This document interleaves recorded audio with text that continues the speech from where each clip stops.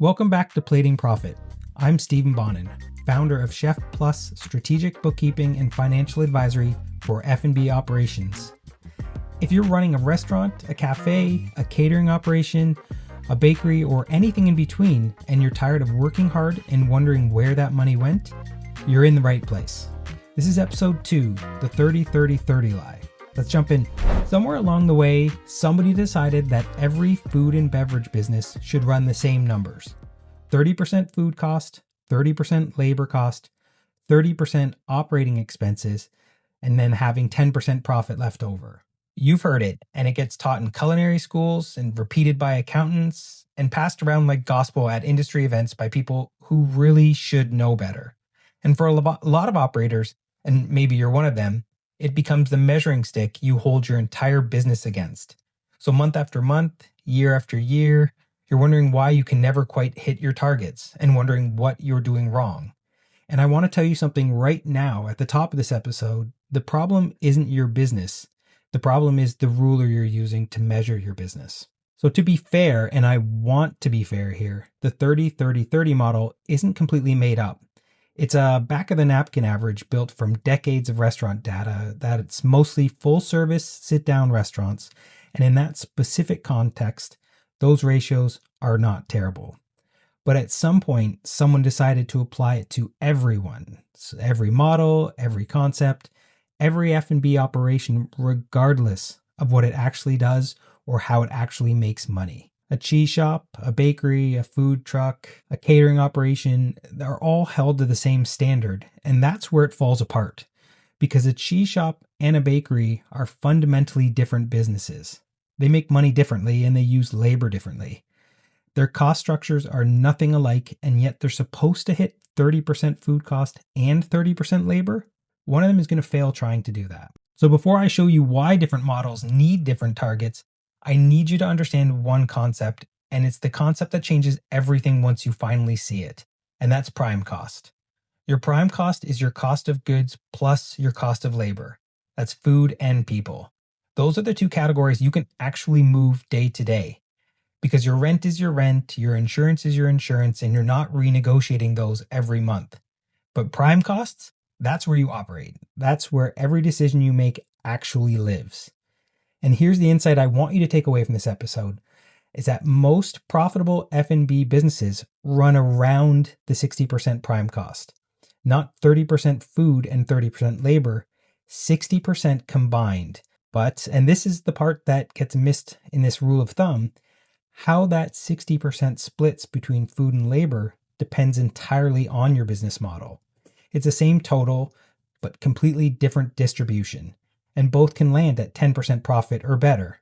One thing I want to flag before we get into these three models is that this math assumes your operating costs, your rent, your utility, your insurance, are all in a reasonable range for your market. If your rent alone is running, say, 12% of your revenue, your prime cost target needs to be tightened to make up for that. The examples we'll talk about are built on normal operating cost structures. So if yours isn't, your specific number is going to look a little bit different, and that's a conversation worth having with someone who understands the F&B industry and understands the cost structure is different for different businesses. Now let's jump into the three different business models, and I'll show you exactly what I'm talking about. So the first business model is one that I call the reseller. Think a cheese shop, a fine food retailer, or a specialty grocery concept. Here, you're buying a finished product and you're selling it. The cheese arrives at your door already made and you didn't have to transform anything. You curated it, you stored it, and you put it in front of the right customer with the right story behind it. And what that typically means for your numbers is that your food cost is going to run a little bit high. It might be 40% or more because you're buying a premium product and you can't mark it up by an exorbitant amount, say like 500%. That's just the reality of this model. But that also means that your labor can run lean because you don't need a full brigade to operate. You need skilled people who can educate that customer, tell the story of the producer, and make a recommendation or two that will turn a $20 purchase into an $80 purchase. So your labor may sit around the 20% mark. Adding the two together, your prime cost in this situation would be 40 plus 20 or 60%. If operating expenses have run around 30%, then you're at the 10% profit mark. So if you're running a cheese shop and you're killing yourself trying to hit a 20% food cost or a 30% food cost, I would love you to hear this clearly. You're fighting your own model, and that target was never meant for you. The second model is what I call the maker. A bakery, a scratch kitchen, or anywhere where you're taking raw ingredients and transforming them into something finished. You're buying flour, butter, sugar, basic raw materials, and you're turning them into something worth 10 times what it costs you in ingredients. What that means for your numbers is your food cost is low, say around 20%. That croissant you sell for $5 only costs you about $1 in ingredients. But someone has to be there at 3 a.m. to make that croissant. Someone has to proof the dough, shape it, bake it, package it, and get it into the case before the morning rush. That work requires hands and hours, so your labor may run closer to 40%. Kind of the reverse of the reseller, your prime cost here is 20 plus 40, making 60%, leaving you a 10% profit. So in this scenario, if you're running a bakery and trying to hit 20% labor, you will not have enough people to make the product, and your quality could drop, your consistency disappears, and you burn out your own team and yourself and start losing customers who came specifically for that croissant. Again, you're fighting your business model. The third one is what I call the hybrid. And this one is personal because this is the type of operation that I ran. It was a scratch QSR or fast casual concept, and we lied somewhere in between. I ran one of these for 10 years where we made everything from scratch. We baked the bread, we brined the meat, we made our own sauces, our own mustard, and my food costs sat around 25% because I was transforming raw ingredients. And my labor sat at about 35% because I needed hands to do it. In my situation, 25 plus 35 gave me my 60%. And I want to tell you, colleagues who used to look at my labor number tell me I was doing it wrong, that 35% was too high, and if I wanted to make more money, I needed to cut staff. But my food cost was 25%, not 30.